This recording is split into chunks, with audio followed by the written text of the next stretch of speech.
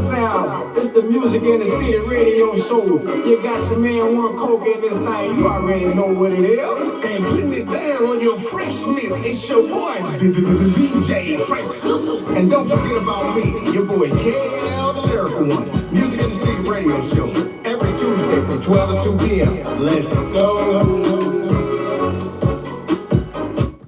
Yo, what's up, world? It's your boy KL, the Lyrical One. Music in the City, Music in the City radio show, and I got my special co-host in the building today. Go ahead and tell the world who you are. What's going on, you guys? Queen of all things in here, Miss Lovey in the building with my boy KL. You know what I'm saying? On some big community shit. Support, okay? Okay, we got Miss Lovey in the building, so that brings us to our special guest in the building today. Go ahead and tell them who you is in case they don't know who you are, man. I am Romezette, in the city known as DJ Big Romezette. You know what I'm talking about? When did you start DJing? Man, about 2 years ago. Oh, okay. I found out a lot of people couldn't keep time the way I can keep time, and they couldn't, just cutting and scratching wasn't the same. When I started getting in the game, then it started kind of switching up a little bit more. So you a real DJ, not just a laptop DJ? Nah. Scratching and scratching. Put you together some mixes, and you know what I'm saying? I get you. I'm a party DJ now, so my thing is I get the party too. Okay, jumping party. So what's the biggest difference between being back there as a DJ and being an artist?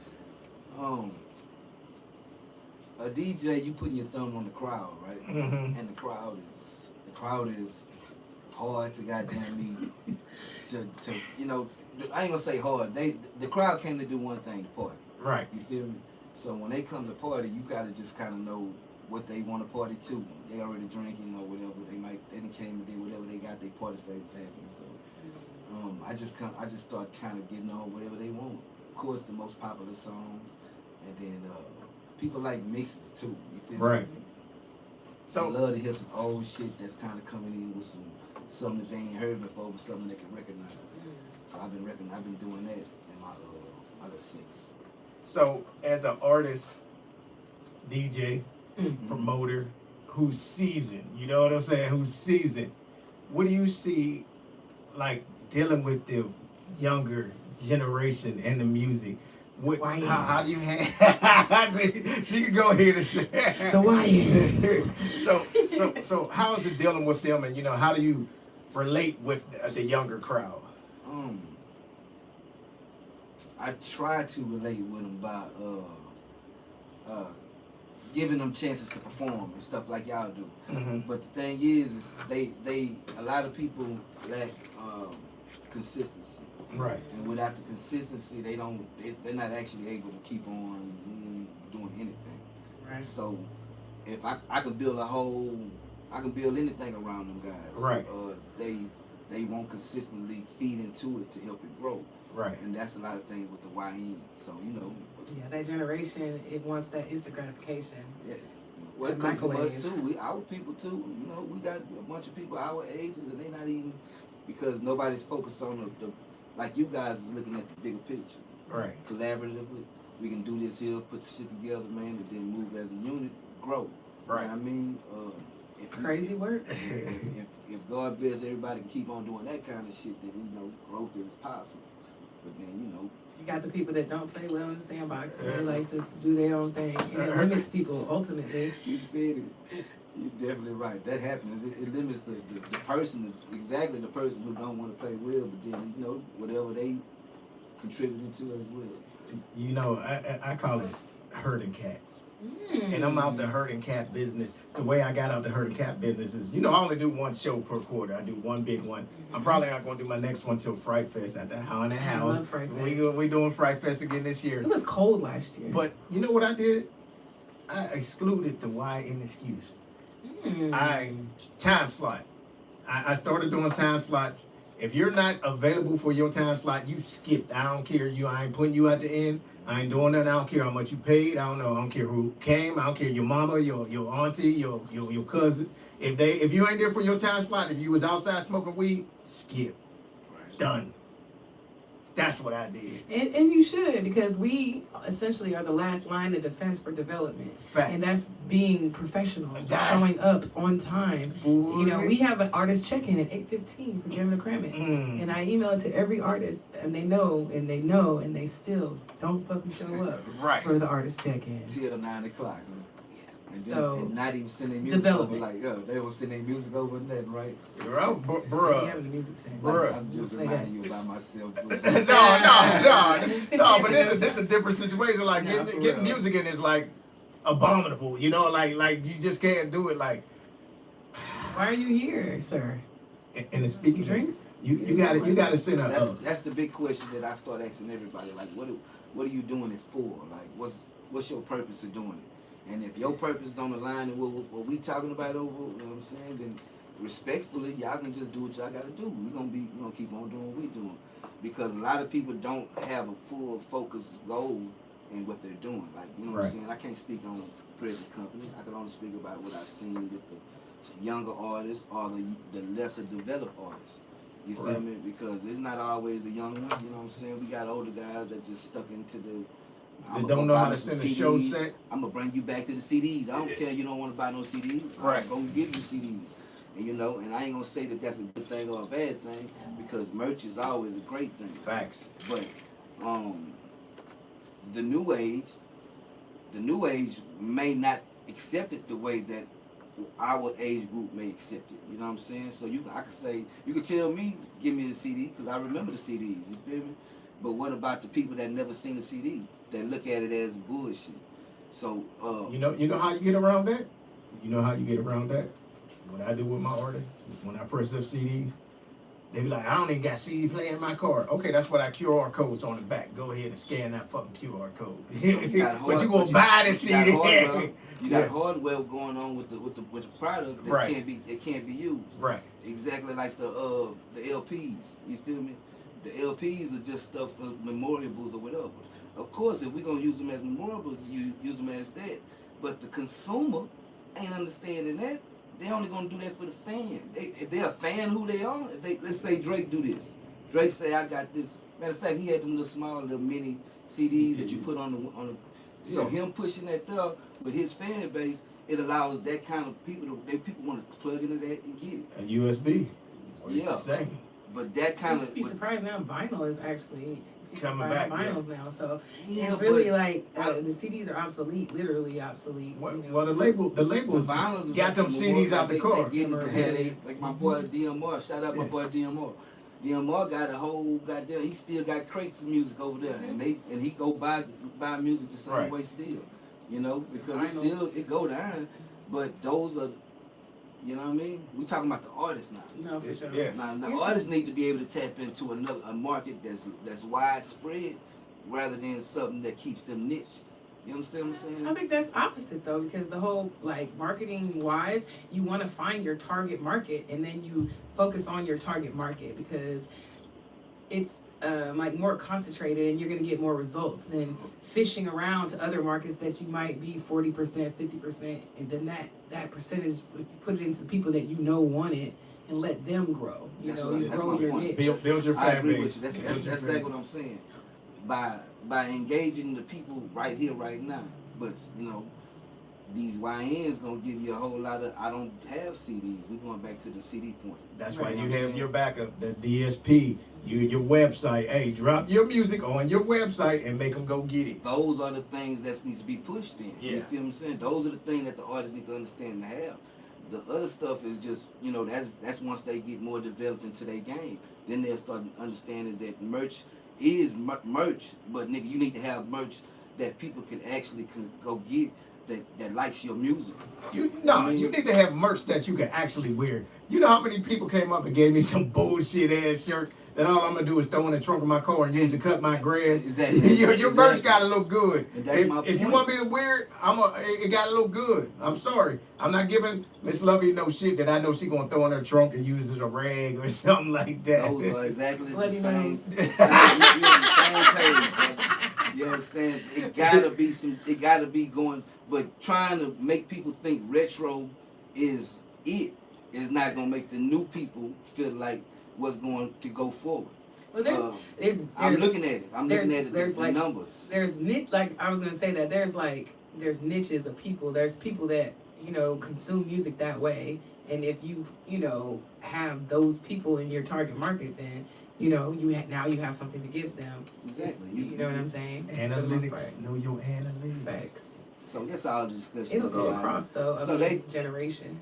When we start talking about the YNs, you know what I'm saying? I think all of that stuff we just discussed can help each artist go forward. You know what I mean? Because they'll be focusing on, rather than getting up there and rapping and sweating, they'll be thinking about engaging those people that's coming in and watching them rap and sweat. That's my only point I'm trying to say. I agree with that. So, one thing I want to ask you, you stepped up to promoting in a major way, and you're promoting at a spot. So go ahead and tell us what it's like.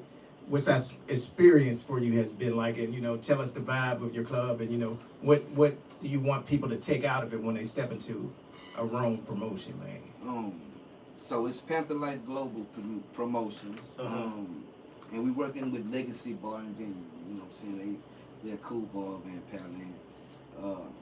It's a really nice spot. The venue is a really elegant type spot. So we actually try to host events that can fit that kind of criteria. Like, for example, my lady right here, she's J Cookie the comedian.